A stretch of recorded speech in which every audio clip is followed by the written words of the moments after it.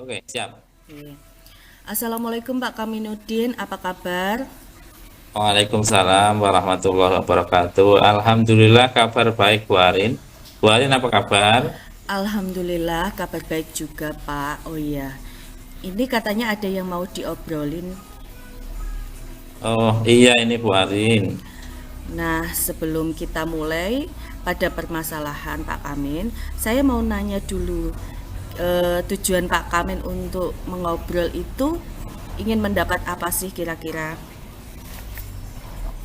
Gini Bu, apa ya? Tujuan saya ingin coaching dengan panjenengan, dengan Bu Arin, itu untuk mencari jalan keluar atau solusi Bu. Ini saya merasa ada ganjalan atau kepikiran anak saya, murid saya kelas 2 ini kok membuat saya agak stres gitu dengan tingkah lakunya, terutama dalam hal suka usil sama teman. Kemudian juga dia itu kalau belajar kayak nggak fokus gitu Bu. Oh gitu, jadi ini terkait dengan murid Pak Kamin, ingin mencari solusi terkait permasalahan murid yang diajar oleh Pak Kamin, nggih? Betul Bu Arin. Nah ini biar saya lega gitu loh. Saya ingin curhat, ini cari solusi juga. Ini kan kita ini sama-sama seorang guru ya Bu ya. Mungkin juga Bu Arin pernah merasakan apa yang saya rasakan, punya murid dengan berbagai tipe gitu ya Bu. Jadi mungkin Bu Arin punya solusi untuk berbagi dengan saya. Saya ingin beban saya ini agak berkurang gitu Bu kalau saya curhat dengan Bu Arin. Oh, oke Pak. Jadi kira-kira ini menurut Pak Kamin, untuk sesi kita ngobrol kali ini yang jadi tolak ukur keberhasilan kita apa nih? Biar terarah gitu loh Pak. Kira-kira apa? eh Ibu, untuk tolak ukurnya ya biar anak itu ada perubahan gitu loh Bu pada tingkah lakunya agar tidak usil lagi, kemudian belajarnya bisa fokus gitu Bu. Oh ya, oke Pak. Memangnya selama ini bagaimana Pak Kamin untuk menghadapi permasalahan tersebut?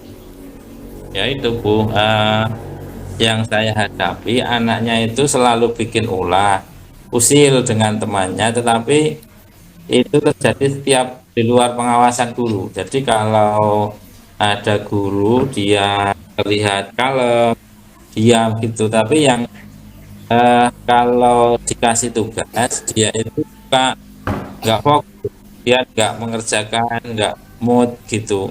Kalau ada udah nggak mood, ya itu udah nggak bisa dipaksa dengan bujukan rayuan, itu udah nggak kayak nggak mempan gitu. Dan kalau pas waktu istirahat, gurunya udah selesai ngajar di kantor, tiba-tiba sudah ada laporan kalau dia itu usil dengan temannya sampai temannya nangis. Tapi kalau sudah saya panggil, saya nasihati, dia ngaku kalau dia itu habis ngusili temannya. Sampai temannya nangis, dia tidak mengelola, dan setiap saya eh, nasihatin, dia itu selalu minta saya peluk dan eh, kayak malas, wajahnya kayak cari perhatian gitu loh bu anaknya. Oh gitu ya. Jadi saya rasa memang kayak gitu ya Pak. Dia itu kayak butuh perhatian, kemudian cari perhatian kepada Pak Kamin gitu ya Pak. Ya bu. Dia seperti cari perhatian, apa itu ke apa mungkin ada ya bu ya, kurang perhatian dari orang tuanya mungkin ya.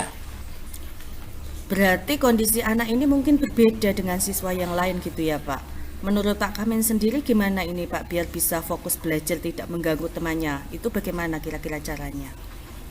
Kalau menurut saya, pengennya anak itu seperti layaknya teman-teman yang lain, Bu.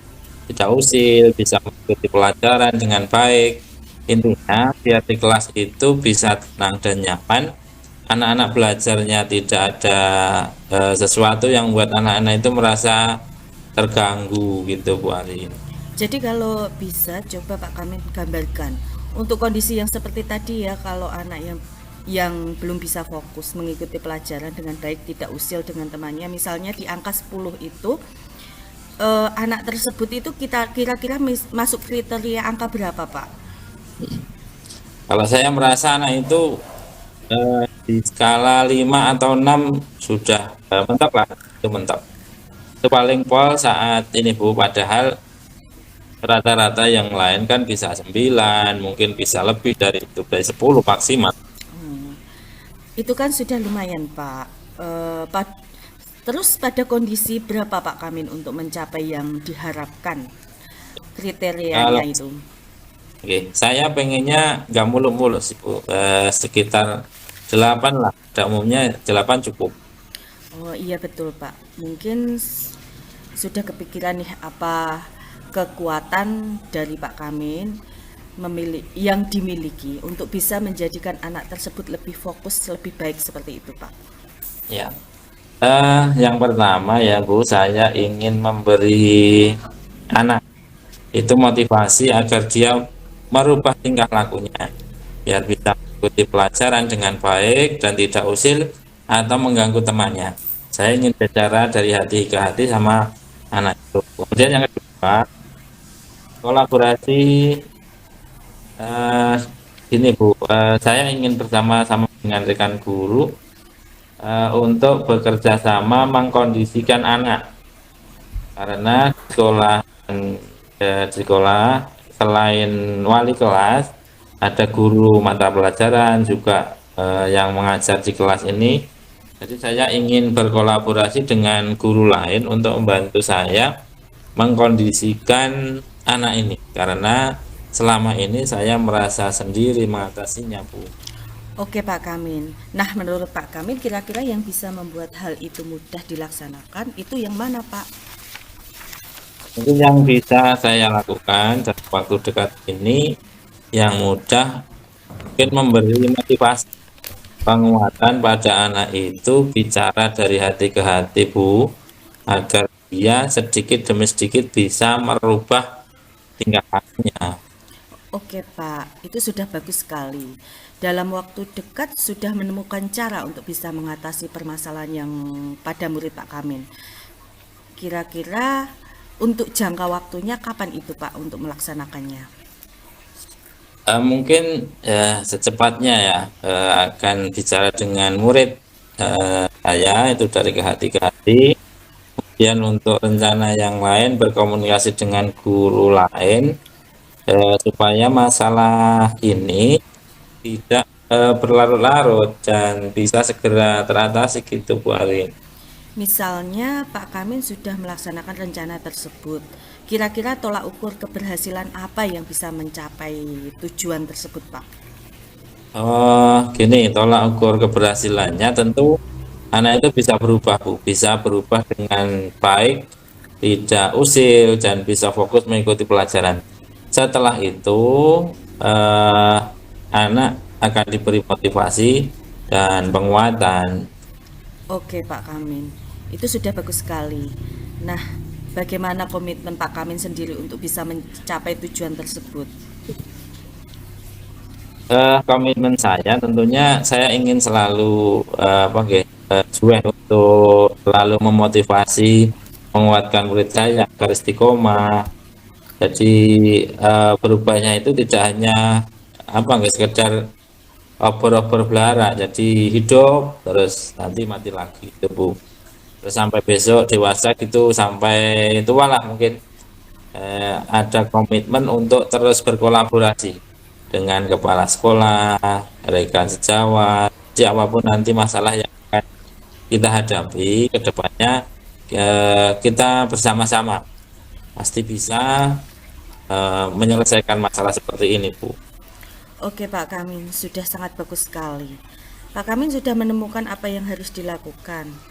Tadi sudah ada jangka waktunya juga. Jadi dalam pekan ini ya Pak ya akan melaksanakan rencana tersebut.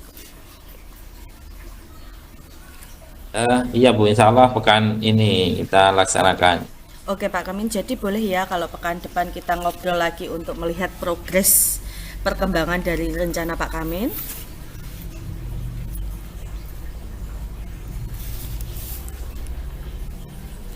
Iya Bu Arin, siap, sangat boleh sekali ya. Dan saya harap nanti kalau kita berjumpa lagi, saya akan bawa berita baik buat saya. Jadi eh, anak yang baik dan fokus belajarnya gitu Bu. Amin ya. Dan saya lega Bu, ini sudah cerita panjang kali lebar sama Bu Arin. Saya tadinya sangat mumet, pusing kayak, tapi sekarang sudah lumayan plong, lega, bebannya kayak lebih enteng gitu Bu. Iya Pak, saya juga berterima kasih kepada Pak Kamin sudah mau mengobrol sama saya. Berarti tujuan dari pembicaraan kita siang ini menurut Pak Kamin sudah tercapai apa belum Pak? Alhamdulillah sudah Bu, tinggal nanti bagaimana action atau prakteknya nanti saya laksanakan satu persatu. Rencana saya nanti semoga lancar dan terlaksana sesuai dengan harapan gitu Bu Arin. Oke Pak, semoga terlaksana dengan baik ya. Ya, terima kasih Bu Arin. Sampai jumpa. Assalamualaikum warahmatullahi wabarakatuh. Sama-sama Pak, Waalaikumsalam warahmatullahi wabarakatuh.